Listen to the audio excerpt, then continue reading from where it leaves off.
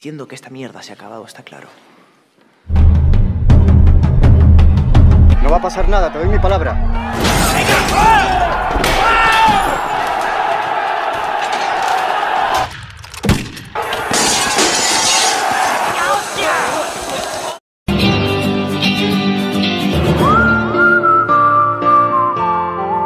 Halo bujang gadis dimanapun kalian berada, gimana kabarnya? Kembali lagi dengan aku Burhan, bapaknya anak-anak. Sel 211, film yang dirilis pada tahun 2009 ini bercerita tentang seorang polisi baru. Namun suatu waktu ia justru terjebak dalam sebuah kerusuhan antar napi yang membuatnya justru membela para napi di sana. Bagaimanakah kisahnya? Sebelum masuk alur ceritanya, tonjok dulu tombol subscribe-nya dan like-nya biar aku juga semangat buat videonya. Cuko dak becuko, pempek tengah dua. Payu diaturi, alur ceritanya.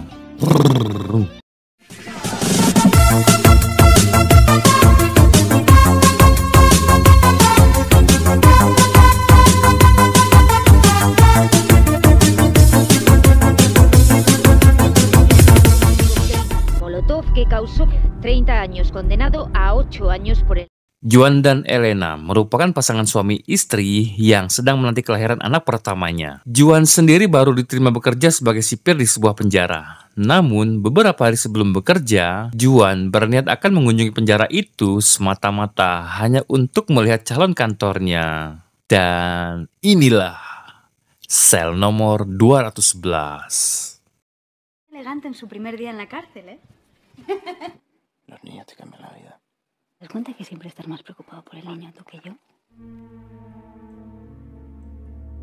Saat di komplek penjara, Juan didampingi dua orang sipir senior bernama Armando dan Jerman. Armando menjelaskan, sebelum para tahanan memasuki selnya, mereka akan menyita seluruh barang-barangnya, serta Juan juga diperlihatkan para tahanan yang sedang melakukan aktivitasnya masing-masing. Ahí se lo pasan de puta madre, Juan.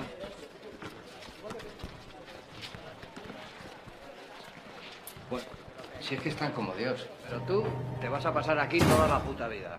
Selanjutnya kita pun diperlihatkan keadaan sebagian penjara yang sedang direnovasi akibat kerusuhan antar napi sebelumnya. Di sana bahkan ada sebuah tempat khusus yang diperuntukkan para napi yang paling berbahaya, seperti pembunuh, teroris, psikopat, dan pengacau penjara. Lo mejor de cada casa. Asesinos, fuguistas, psicópatas... Fichero interno de especial seguimiento. La pista. El único aire que respiran los FIES. Te vas a pasar aquí toda la puta vida. Kemudian Juan diperlihatkan sebuah senjata rakitan para napi yang dianggap sebuah karya terburuk yang dihasilkan mereka. Cortado y aquí un muelle para dispararlo. Kemudian Apache menunjukkan sebuah kertas, yang mana kertas itu dikirim oleh seorang polisi bernama Apache, yang menyamar sebagai tahanan di sana, dan berperan sebagai informan polisi di penjara itu. Entah apa arti dari tulisan itu, yang pastinya kertas itu menunjukkan di mana para napi menyimpan persediaan senjata mereka. Y él nos va diciendo cómo está la cosa. Nosotros le dejamos trapichear un poco colombiano, el Apache le llaman, ya lo conocerás. Tapi tiba-tiba sebuah reruntuhan gedung jatuh dan menghantam Juan tepat di kepalanya hingga berdarah. Juan yang mulai tak sadarkan diri, dan tololnya si Armando bukannya ngebawa Juan ke UKS atau ke rumah sakit, dia justru ngebawa Juan masuk ke dalam sel nomor 211 yang saat itu sedang kosong. Tanpa ia sadari, keputusan itu merupakan awal dari mimpi buruk yang akan Juan alami di penjara tersebut. Sementara itu di lain sisi terlihat seorang tahanan paling berbahaya di sana. Dia bernama Malamadri. Hari itu, dia akan dipindahkan dari sel khusus ke ruangan lainnya. Akan tetapi, ketika si petugas lengah, dia mengeluarkan sebuah kunci dari bawah lidahnya. Untuk kemudian... Jerman yang berniat akan memanggilkan dokter di luar dugaan. Bersamaan dengan itu, terjadi sebuah kerusuhan di penjara itu. Diketahui para tahanan akan mengambil alih komplek penjara tersebut. Sehingga Armando dan Jerman dengan sangat amat terpaksa meninggalkan Juan yang sedang tak sadarkan diri di dalam sel itu untuk menyelamatkan diri. ¡Vámonos, tío! ¡Vámonos! ¡Vamos! ¡Avería! ¡Hay que salir de aquí! ¡Déjalo, déjalo! ¡Van a matar! ¡Vámonos! ¡Joder, que no podemos! ¡Vámonos!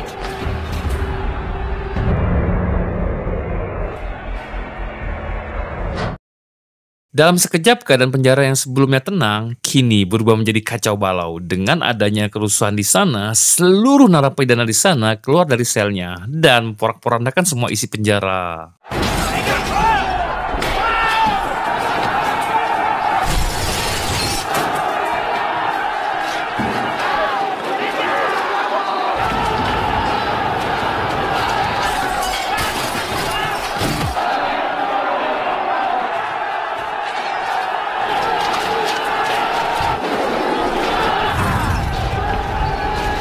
Armando sendiri melapor pada atasannya yang bernama Utrilla. Armando mengatakan bahwa mereka sudah mengisolasi penjara dengan menutup semua akses keluar dari sana. Namun sayangnya ada 2 petugas yang terjebak di sana, dan salah satunya adalah Juan. Diketahui kerusuhan tersebut ulah dari Malamadre setelah dirinya berhasil melumpuhkan salah satu petugas tadi. Que ese cabronazo monte este chocho. Y encima tiene un rehén. Vale, la jodimos. Juan sendiri dihampiri seorang napi bernama Baron. Baron sempat bertanya tentang Juan, namun karena dia merasa ada yang janggal, Baron pun keluar untuk melaporkan temuannya pada Malamadre. Sadar bahwa posisinya kini terancam, Juan pun langsung membuang seluruh benda yang berada di tubuhnya karena apabila tahanan sampai tahu dia adalah seorang petugas, mereka pasti akan membunuhnya.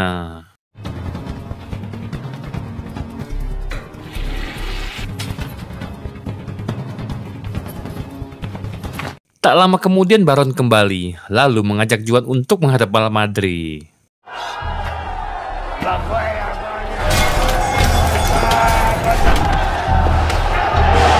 Armando dan Utrilla yang berniat menolong Juan pun dicegah oleh kepala penjara bernama Kersel. Dia meminta mereka agar menunggu tim SWAT karena dia takut tindakan mereka justru akan memperkeruh keadaan. Dan kemungkinan terburuknya apabila mereka bertindak gegabah, bisa saja para tahanan merebut senjata para petugas. Tiene razón, Armando. Hay que esperar.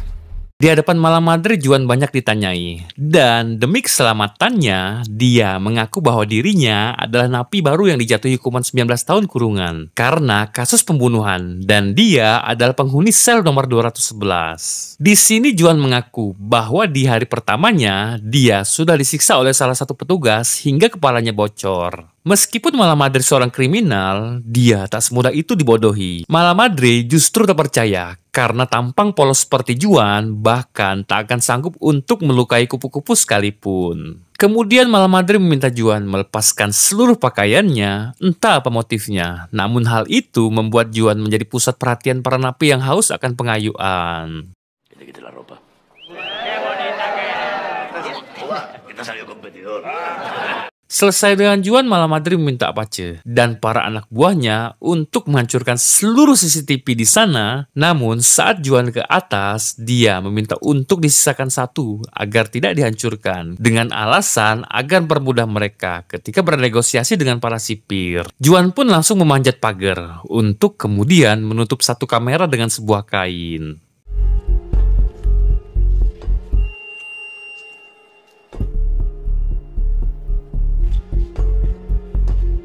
Armando yang melihatnya pun sadar, Juan sudah berkamuflase menjadi napi, dan secara tidak langsung, dia memberitahu mereka bahwa dirinya baik-baik saja. Kemudian Kersel pun menegaskan untuk tidak memberitahu media tentang Juan, karena apabila media sampai tahu, itu akan membahayakan Juan di dalam. Espero que este chaval sea un buen mentiroso. Juan yang kini mulai mendapat respect dari Malamadre pun dia diajak untuk menemui seorang petugas yang dijadikan sandera. Malamadre bertanya apakah dia petugas yang sudah membuat kepalanya bocor, dan untungnya Juan mengatakan bukan. No sé.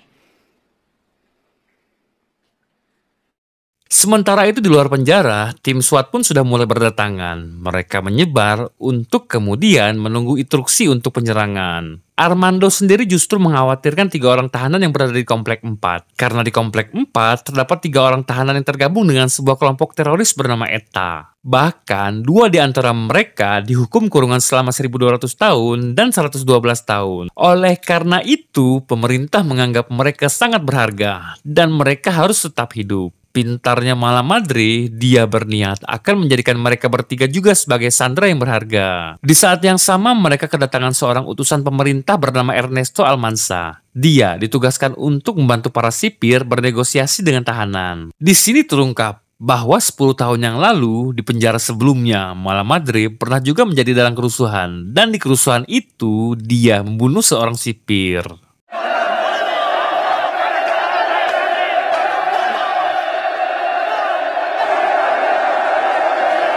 Bersama ajudannya yang bernama Takuila, Mala Madre meminta Juan untuk menuliskan permintaan seluruh napi pada sipir.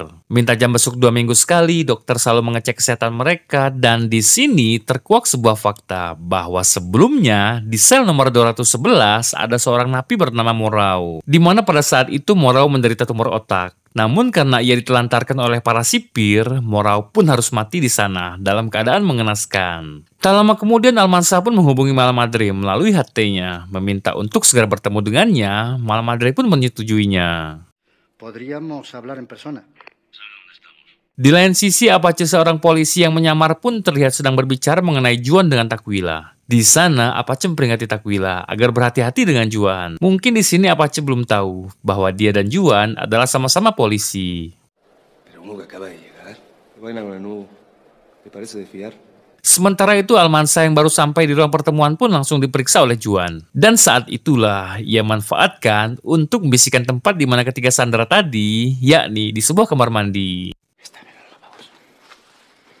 Setelah dirasa aman, Mala Madre pun langsung memberikan kertas daftar permintaan-permintaan mereka. Mala Madre pun menambahkan bahwa dia meminta 40 kilo udang untuk para napi, Coca-Cola, nasi putih, Aibon saset 8 renteng, dan sabun cair tanpa oplosan air. Saat Almansa akan meninggalkan tempat itu, Mala Madre pun meminta satu permintaan lagi, yakni agar dirinya memperbolehkan Juan untuk menelpon istrinya yang sedang hamil. Almansa pun menyanggupinya karena dia tahu bahwa Juan adalah polisi juga. Namun beberapa langkah lagi Juan akan meninggalkan tempat itu, tiba-tiba...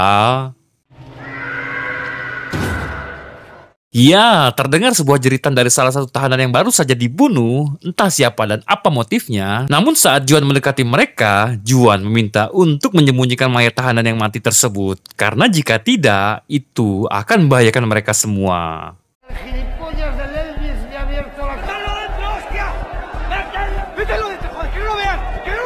Sementara itu di lain sisi, si komandan SWAT pun berhasil mengidentifikasi bahwa orang yang mati barusan adalah salah satu napi di sana. Lalu dia menginstruksikan seluruh pasukannya untuk bersiap memasuki penjara dalam beberapa detik kemudian. Akan tetapi, Juan yang sudah mengetahui niat si komandan pun justru membawa trio Eta ke hadapan kamera, lalu mengancam akan bunuh mereka bertiga. Si komandan yang melihatnya pun langsung membatalkan penyerangan tersebut.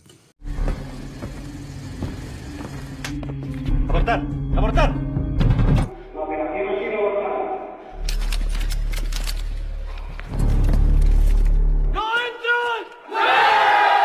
Aksi heroik Juan pun mendapat sorakan bak pahlawan dari seluruh napi di sana. Namun, Mala Madre justru menanggapinya dengan sinis dan dia memperingati Juan agar tidak bertindak seenaknya tanpa perintah darinya.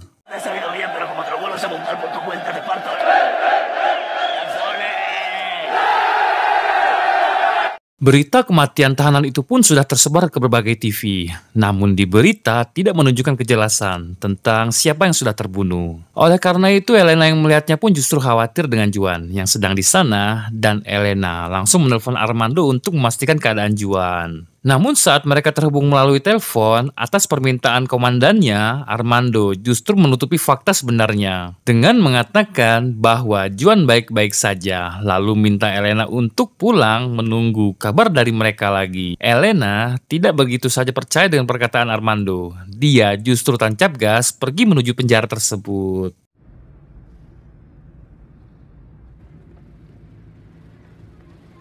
Sementara itu, kiriman makanan serta Aibon pun sudah sampai. Terlihat mereka dengan santai dan bahagia menikmati hidangan tersebut. Namun ketika Mala Madre meninggalkan tempat duduknya, Juan melihat Mala Madre meninggalkan HT-nya. Dengan cepat Juan pun langsung mengambilnya, untuk kemudian meminta Almansa agar segera mengeluarkannya dan mengabari Elena bahwa dirinya baik-baik saja. Juan Oliver, ¿me oye alguien?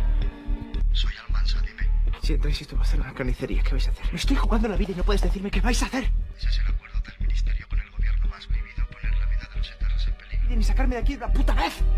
Se está preparando un operativo, pero solo para el caso. Juan sendiri merasa sangat kecewa dengan pemerintah karena mereka lebih mementingkan nasib para sandera yakni kelompok ETA daripada nasibnya seorang polisi. Secara bersamaan di TV terlihat di berita tentang para sandera mereka yang menjadi teroris di Spanyol. Lalu terlihat juga di TV di luar penjara sudah dipenuhi keluarga tahanan yang ingin tahu siapa orang yang mati di sana.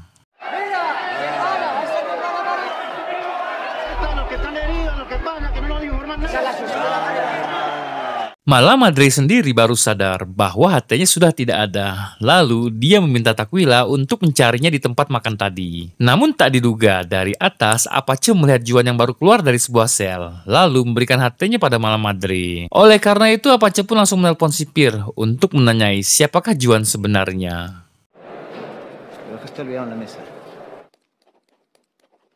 Sementara itu di luar penjara sudah dipenuhi para keluarga tahanan dan Elena berada di tengah-tengahnya. Akan tetapi mereka mulai anarkis saat mereka melihat sebuah ambulan yang keluar dari penjara membawa mayat si tahanan yang mati tadi. Alih-alih menertibkan para keluarga tahanan, polisi justru memukuli para keluarga tahanan secara acak dan terlihat Utrilla juga ikut dalam aksi itu.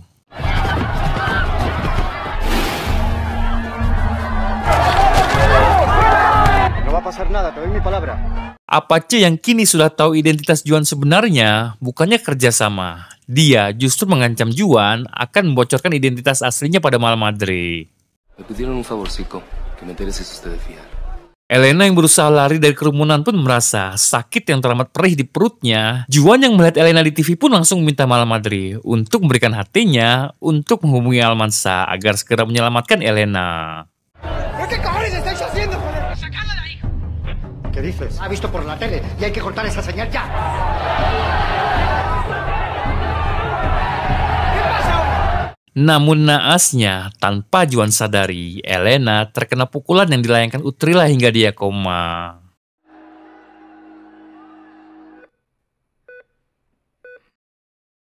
Saat malam, Juan meminta izin pada Mala Madre untuk menemui Elena. Namun Mala Madre menolak karena di sini bukan hanya Juan yang ingin bertemu keluarganya di luar. No eres el único que tenía gente ahí fuera. Tak lama kemudian Apache menghampiri Juan, lalu mengancamnya dengan mencekiknya. Juan yang tak gentar pun mengatakan bahwa dirinya juga memiliki secari kertas tulisan tangan Apache yang bertuliskan senjata di wastafel sel nomor 233 dan dia mengancam balik akan memberikan kertas itu pada Mala Madre. Con tu letra te suena de algo. Hierro, lavabo, celda 233. Kemudian, Juan yang sedang curhat ceria bersama Mala Madre pun dihampiri Takwila, di mana dirinya mengatakan bahwa hanya 4 korban keluarga tahanan yang terlibat kerusuhan. Yang padahal kita dapat melihat sendiri tadi, begitu banyak keluarga tahanan yang polisi pukuli. Su puta madre. 4, pero ¿cómo que 4 con la de...? Tak lama kemudian, seluruh tahanan di sana pun mulai anarkis, menghancurkan, membakar seluruh bagian penjara. Dan secara bersamaan, Mala Madre berniat akan membunuh salah satu anggota ETA. Juan yang di sana pun mencoba mencegahnya, karena apabila Mala Madre membunuhnya, maka akan terjadi pembantaian besar-besaran oleh polisi kepada para tahanan. Maka dari itu, Juan pun menyarankan untuk memotong telinganya saja, sebagai bukti bahwa mereka tidak main-main. Ketika Juan sedang mencuci tangan, Mala Madre pun memanggilnya kembali. Mala Madre memberitai bahwa Apache mendapatkan sebuah info. Terdapat 20 orang korban keluarga tahanan atas aksi kerusuhan tadi siang. Dan salah satunya ada Elena. Kemudian Apache memperlihatkan sebuah rekaman yang memperlihatkan Elena dipukuli secara babi buta oleh salah satu sipir, yakni Utrilla. Juan yang melihatnya pun sangat-sangat terpukul. Dia memohon pada Mala Madre agar dirinya dapat dipertemukan dengan Utrilla. Llaman de arriba, quieren que vuelvas. Tak lama kemudian Utrilla pun sampai di sana. Dengan pisaunya, Mala Madre membawanya ke sebuah ruangan yang dipenuhi para tahanan. Di sana, Utrilla diinterogasi oleh Juan. Utrilla sempat mengelak, namun seketika dia terdiam ketika Juan memperlihatkan sebuah rekaman yang ia punya.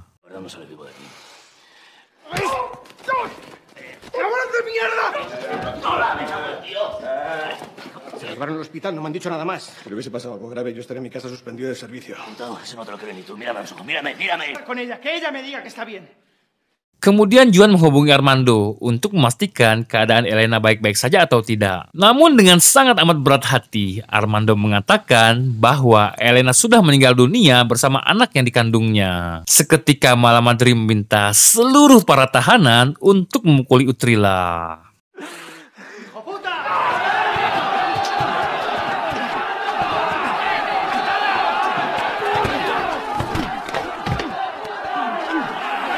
Akan tetapi, di tengah-tengah kerumunan, Utrilla berusaha mengatakan bahwa Juan adalah seorang polisi yang menyamar. Namun Juan yang kini sama sekali tidak peduli dengan apapun, dia seketika berubah menjadi brutal, mendekati Utrilla, lalu menggorok leher Utrilla hingga tewas saat itu juga. ¡Un funcionario, hostias! ¡Un preso, joder! ¡Te ha engañado, sí! ¡Díselo, joder!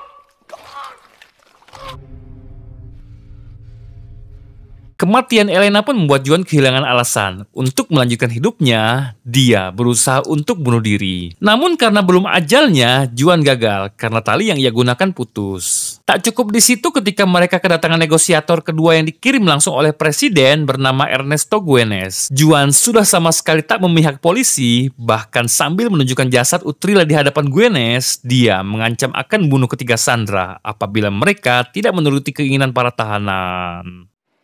Usted es Juan. Es Utrilla. Yo soy el responsable de su muerte. Setelah itu Juan menjelaskan tentang kebusukan para sipir yang membiarkan tahanan di sel 211 mati tanpa berbuat apapun. Lalu dia meminta agar diumumkan siapa saja yang mati di penjara mengakhiri program DSS, dan Juan ingin Pak Menteri sendiri yang mengumumkan semua itu di TV. ¿Qué ha habido aquí de todo por su culpa? Abolición de los FIES. En televisión, antes de una hora. ¡Tenéis una hora!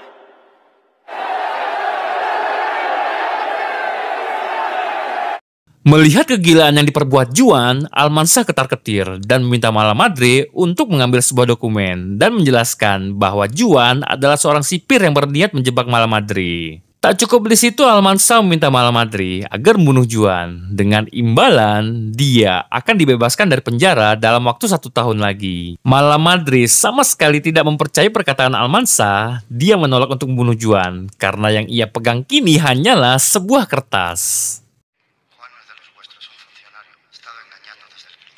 No me lo creo.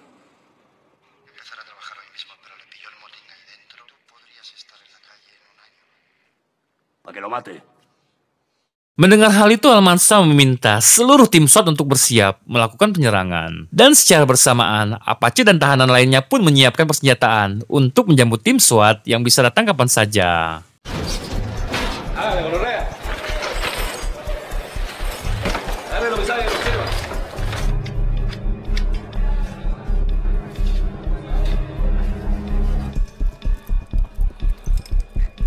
Malamadri sendiri mengatakan pada Juan bahwa dia diminta Almansa untuk membunuhnya, namun dia menolak. Akan tetapi Malamadri mengancam suatu saat nanti dia akan membunuhnya secara langsung, dan dia memastikan bahwa Juan tidak akan keluar dari sana secara hidup-hidup. Pase lo que pase, tú no sales vivo de aquí. Que te quede muy claro, de Malamadri no se ríe ni Dios, porque te voy a sacar hasta el forro de los cojones. Namun tak diduga, tiba-tiba di TV menyiarkan seorang menteri yang menghentikan program DSS serta mengumumkan seluruh korban jiwa yang berjatuhan di penjara. Hal itu pun membuat Juan dan Malamadri ketika terkejut. Lalu yang terjadi...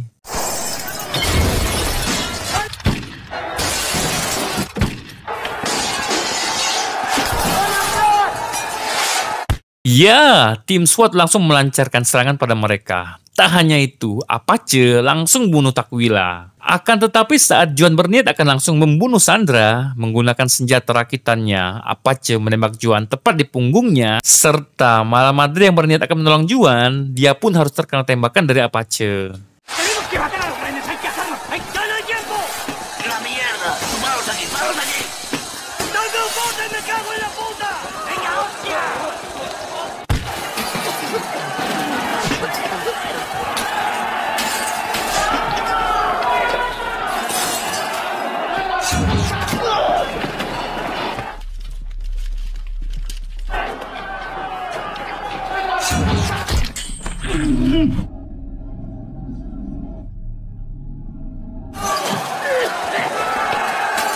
Tak lama kemudian tim SWAT pun berhasil mengambil alih penjara. Di sana begitu banyak tahanan yang tewas, termasuk Juan. Dan semua kisah ini merupakan cerita yang diceritakan oleh Almansa dan Armando ketika di hadapan pengadilan. Sebelum menutup ceritanya, Almansa mengatakan bahwa dirinya sama sekali tak mampu menolong Juan dari penjara tersebut.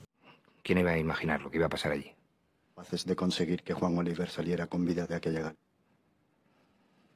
Dan film pun selesai.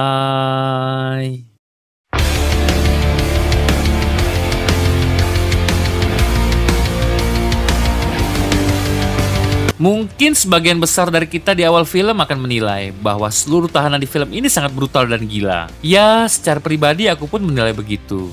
Tapi setelah di pertengahan film dan mendekati akhir film, kita diberitahu bahwa para tahanan di sana bukanlah meminta untuk dibebaskan, melainkan mereka hanya ingin diperlakukan layaknya manusia dan sebuah keadilan. Ya udah, segitu aja video kali ini. Aku Ernesto Che Guevara pamit undur diri. Sampai ketemu di video selanjutnya. Assalamualaikum.